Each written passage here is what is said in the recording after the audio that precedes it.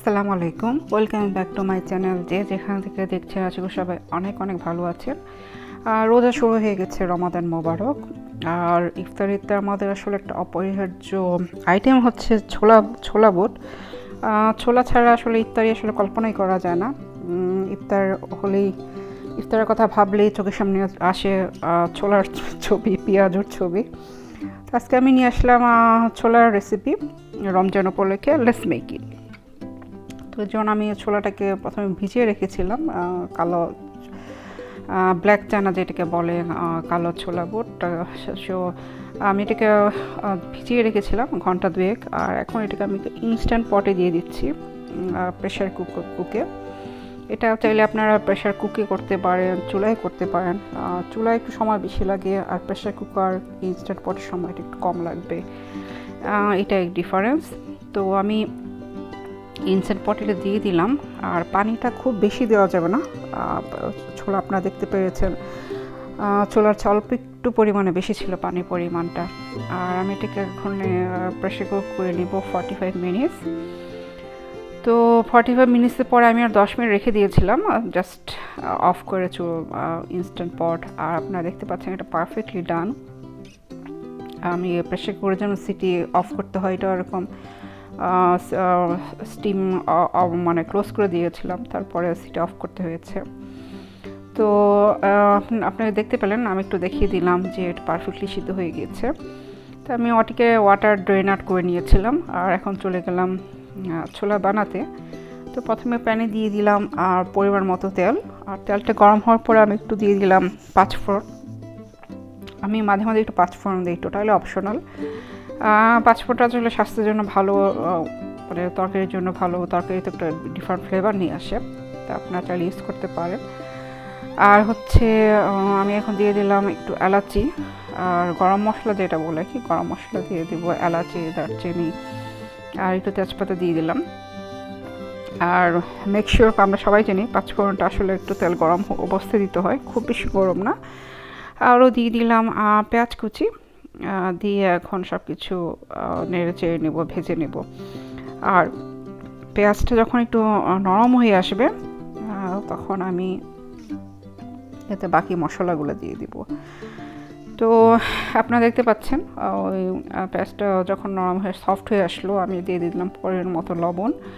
আর এখন দিয়ে দিলাম 1 ফুল টিস্পুন করে আদা রসুন বাটা। এটা আসলে ডিপেন্ড করে আমি কতটুকু ছোলা করছি। আমি এখানে আমার ছোট একটা বোল আছে, বলে আন্দাজ পরিমাণ নিয়েছি, এটা লাইক 4-5 কাপ হবে।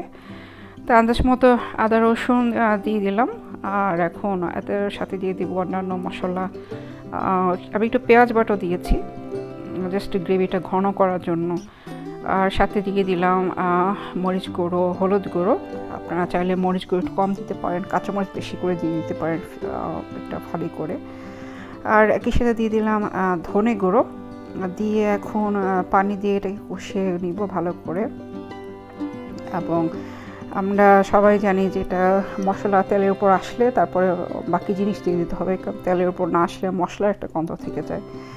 তো যখন মশলাটা ভালো করে কষানো হয়ে গেল, আমি দিয়ে দিলাম টমেটো কেটে, 2টা মাঝারি সাইজে টমেটো কেটে নিয়েছিলাম, সেটাকে দিয়ে দিলাম। আর আমি জাস্ট একটু ভালো করে মিশিয়ে নেব। আপনারা যদি কখনো টমেটোতে না করে থাকেন, করে দেখতে পারেন, একটা ডিফারেন্ট ফ্লেভার আসে, একটা ডিফারেন্ট টেস্টি হয়, ইয়ামি হয়। তা টমেটোটা যখন খুব একটু ভালো করে একটু কষিয়ে নিলাম আর কি, টমেটোটা আসলে এমনি সিদ্ধ হয়ে যায়, তাড়াতাড়ি মিশে যায়। তো টমেটো পরে এখন আমি দিয়ে দিলাম এখানে আলু সিদ্ধ করে নিয়েছিলাম, সেটাকে আমি একটু হালকা স্ম্যাশ করে দিয়ে দিলাম। আপনারা চাইলে আলু কুচি করে কেটে কাঁচা আলু ব্যবহার করতে পারেন, আমি আসলে এভাবে প্রিফার করি। তো আমি আলুটাকে সিদ্ধ করে নিয়েছিলাম আর স্ম্যাশ করে এখন দিয়ে দিলাম। আর জাস্ট একটু পানি দিয়ে এটাকে আমি একটু কষিয়ে নেব। সব কিছুতে আসলে মানে টমেটো খুব তাড়াতাড়ি সিদ্ধ হয়ে যায়, আলু সেদ্ধ আছে, জাস্ট পানি দিয়ে আমি একটু এটা কষিয়ে নিব। আর আমার জালটা ছিল মিডিয়াম টু হাই হিটে। তো ফিরে এলাম 5 মিনিট পর। তারপর আমি দেখতে পাচ্ছেন যে একটা বলক চলে এসেছে। এখন আমি আমার ছোলা ছেড়ে দেব। আর ছোলা তো অলরেডি আসলে সিদ্ধ করে নিয়েছি আমরা। তো এটা জাস্ট এখন এগুলোর সাথে মিক্স করে অল্প একটু পানি দিয়ে একটু কষিয়ে নিয়ে আমি ওটা রান্না করে নিব। তো আপনারা দেখতে পাচ্ছেন সব কিছু পারফেক্টলি যখন মেশানো হয়ে গেল ছোলার সাথে, আমি খুবই অল্প পরিমাণে একটু পানি দিলাম, মাখা মাখা পানি, যেহেতু সব কিছু সিদ্ধ, ছোলাও সিদ্ধ আছে পারফেক্টলি। ছোলা যদি কম সিদ্ধ হতো তাহলে হয়তো পানি বেশি লাগতো। তো আবারও সব কিছু মিশিয়ে নিলাম, নিয়ে আমি এটাকে ওখানে একটু একটু জালটা একটু হাই দিয়েছিলাম যাতে সব কিছু ভালো করে একটু বলক চলে আসে। আর আপনারা দেখতে পাচ্ছেন মাশাআল্লাহ কালারটা সুন্দর এসেছে। আর দিয়ে দিলাম কাঁচামরিচ আর ধনেপাতা কুচি। আপনারা যদি স্পাইস লাইক করেন কাঁচামরিচটা মানে ফালি করে কেটে দিতে পারেন। আর এই আর কি, এটা অলমোস্ট ডান। তো এখন নামিয়ে নেওয়ার পালা। তা আমি এটাকে আসলে একটু আলু পানি টানে আমরা সবাই জানি, কিংবা অনেকেই জানি না, যাই হোক আলু কিন্তু পানি টানে, যারা নাকি অনেক দিন রান্না করেন জানেন। তো আমি একটু গ্রেভি, এরকম গ্রেভি থাকতে থাকতে আমি নামিয়ে নিব। অনেকে আছে হয়তো পুরো ড্রাই করে পছন্দ করে, তা আমি এটাকে এইভাবেই আসলে পছন্দ করি, যে একটু মানে একটু মাখা মাখা ঝোল থাকতেই আমি এটাকে নামিয়ে নেব। তো এখন আমি চুলাটাকে জাল অফ করে দিয়েছি, অফ করে দিয়ে দেবো। আর আমি দিয়ে দিলাম জিরে গুঁড়ো, খুবই হাফ টিস্পুনের মতো, আর আমি হাফ টিস্পুন দিয়েছিলাম, হাফ টিস্পুনের চেয়ে কম দিয়েছিলাম গরম মশলা গুঁড়ো দিয়ে আবার জাস্ট একটু ভালো করে নেড়ে চেড়ে মিশিয়ে নিব।